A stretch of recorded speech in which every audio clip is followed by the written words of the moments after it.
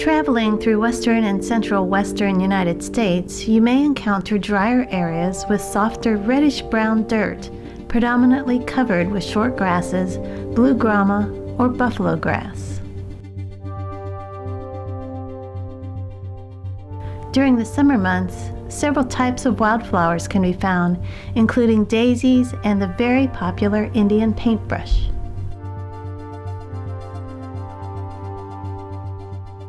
Traveling on US 82 through Texas, you will drive through the beautiful country of the Southern High Plains region. Approximately an hour east of Lubbock County in Texas, you enter the Blanco Canyon region. This area is beautiful with red rocks and green foliage. A rest stop worth a visit is the Silver Falls Rest Area in Crosbyton, Texas.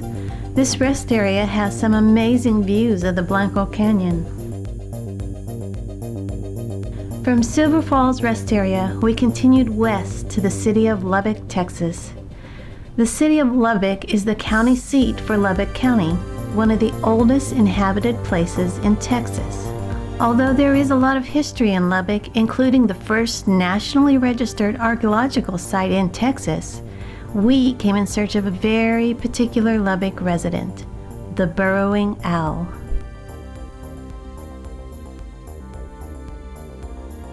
Burrowing owls are some of the smallest birds in the owl family. An adult will be approximately 7 inches in height and weigh in at a mere 6 ounces. Within their lifespan of 6 to 8 years, they will produce 1 brood of owlets per breeding season. Burrowing owls will most often take over a burrow that was previously dug by a ground squirrel or a badger.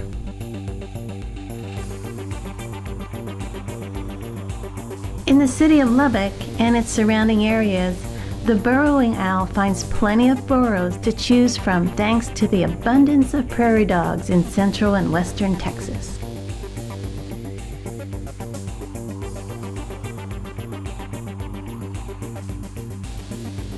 Burrowing owls are brown with a spotted breast and dark brown bars on their belly. They live, breed, and hunt on the ground. Eating insects and small animals such as lizards and frogs, they'll stand on a raised area of a mound or find a slightly higher perch to hunt. You can often find them running around after their food.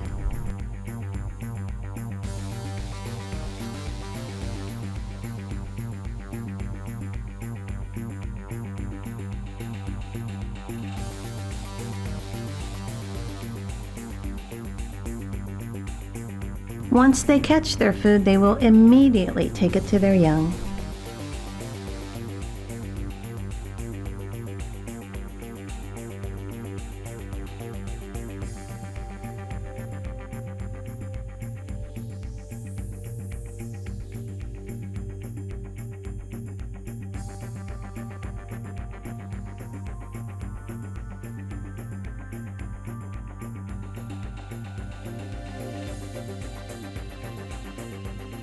Like other owls with yellow eyes, they hunt all during the day, also during dusk and dawn.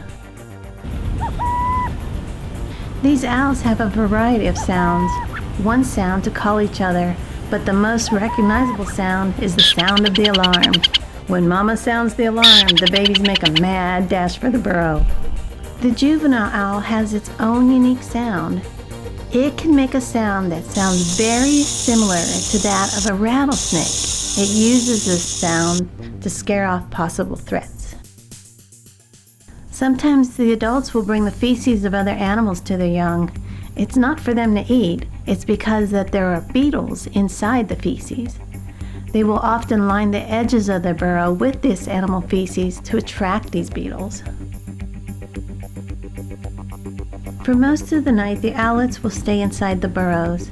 They emerge throughout the day, stretching and flapping their little wings. They can be very entertaining to watch, as they are quite comical.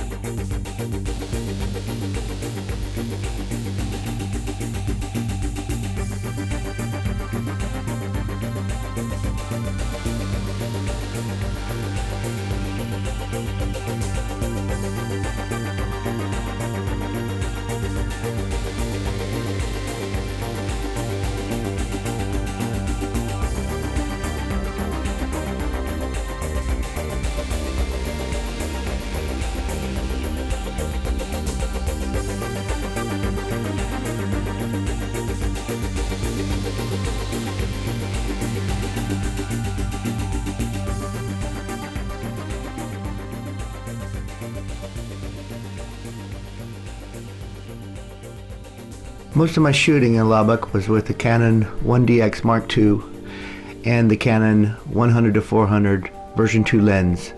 That's my main setup for hand holding and capturing birds in flight. The shooting here in Lubbock was with really good light.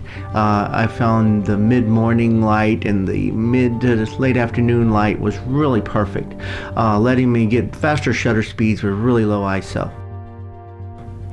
One thing about this type of shoot, you've got a beautiful warm colored bird, you've got red and orange colors there and a lot of dead grass, so your camera can tend to really just live in these warm tones. I personally prefer these warmer tones, but if it just gets out of hand, I'll go into the white balance and do some custom settings, getting it down to about 5,000 in the white balance, giving me more cooler tones. My other rig I use is the new Canon 5DSR. That's a 50 megapixel camera. I teamed that up with my 400 2.8 version 1 with a 2-time extender on it. That's giving me 800 millimeters with a full frame camera. That really lets me just get this wonderful bokeh as you see here. Now this was a little bit before sundown, so I'm really slowing the shutter speed down, watching my ISO. Shutter speed here about 1/200th. Negative exposure comp about 1/3, and I've got it on auto ISO, and I'm keeping an eye on that, so I can adjust that with exposure compensation, and I adjust ISO with shutter speed. This is a good example of the extenders and long range shooting. With the 5DSR, with the 50 megapixels, it lets me crop and still retain a lot of information. As you see here, believe it or not, the shot was about 50 yards out. Most of the shooting on this trip was done morning, evening, really good light. The birds are just lit up. So wonderful shots, easy shooting in that light. This is another type of shot here, which is these birds are facing the west, and I'm shooting the early morning light where the sun's directly behind these guys. So as that sun begins to rise, you have an opportunity to get these big pupils, which is kind of different than the other shots you've seen. This is a beautiful shot. If I only could have got that last guy looking at me. Okay, catching some fast action, such as the little baby flying here, the prairie dogs rolling and fighting, and the adults flying around looking at me. I'm going to definitely use my handheld rig, the Canon 1DX2, a 100-400 version 2 Canon lens. I'm going to get about a 3200 to 4000 shutter speed. Once again, we had great light here in Lubbock on this shoot. Something like I mentioned earlier, the white balance. To talk in details here, some folks like a standard setting or auto setting. You could do a daylight, a daylight setting there. Some folks like a cloudy setting all the time. When I shot with my 7D Mark II, I like the cloudy all the time because it just kind of gave me a lot of warmth. In this area, it seemed like everything is warm. The bird, the dead grass, the flowers, the earth.